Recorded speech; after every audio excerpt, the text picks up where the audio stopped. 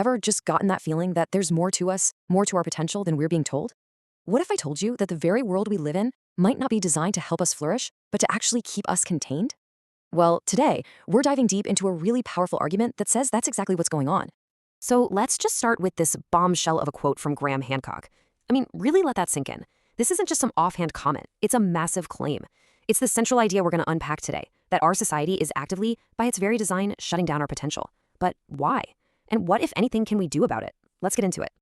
Right? So the idea here is that this suppression isn't some accident or a bug in the system. No, the argument is that it's a core feature. It's a system that's been built to create a very specific kind of person. Yeah, I know, unquestioning meat robots, that's a really intense phrase, but the concept is pretty straightforward. The system needs people who just get on with their daily grind without complaining, who don't ask the big, difficult questions, and who, ultimately, just serve the needs of a select few without ever tapping into their own real power. And that number, 90%, that's the price we're supposedly paying. Just think about that for a second. 9/10 of what you could be, of what we all could achieve and understand, just switched off. It's a huge loss, not just for each of us, but for humanity as a whole. Okay, so this leads us to the million-dollar question, why, right? Why would any society want to hamstring its own people like this? Well, the argument we're exploring today says it all boils down to two things, power and control.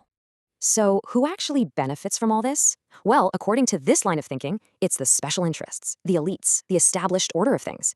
See, a population that's truly awake, that's questioning everything and realizing its own power, well, they don't really need to be led, do they? And that makes them a direct threat to the status quo, to the folks who benefit from things staying exactly the way they are. And here's where things get really, really interesting. This perspective completely flips the script on the so-called war on drugs. The idea here is that it was never really about public safety. It's presented as a war on consciousness itself, a way to police our own minds and stop us from exploring states of being that might make us question, well, everything. And this is where you see this just wild contradiction. On one hand, we've got alcohol. We all know how dangerous it can be, how much damage it does. Yet it's not just legal, it's celebrated, it's advertised everywhere. And on the other hand, you have substances like psilocybin and DMT, which are presented here as agents of liberation, and they are aggressively banned and punished.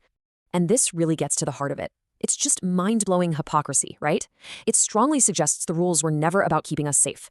They're about controlling which states of mind are acceptable and which ones are seen as a threat to the way things are. So all of this hypocrisy, it points to a much bigger, much more fundamental question about our basic human rights. Because this isn't just about drugs. It's about our freedom to have a relationship with our own minds. And this is a question I want you to really think about for yourself. If some outside force, some government or authority, can tell you what you can and can't do with your own inner world, what does freedom even mean anymore?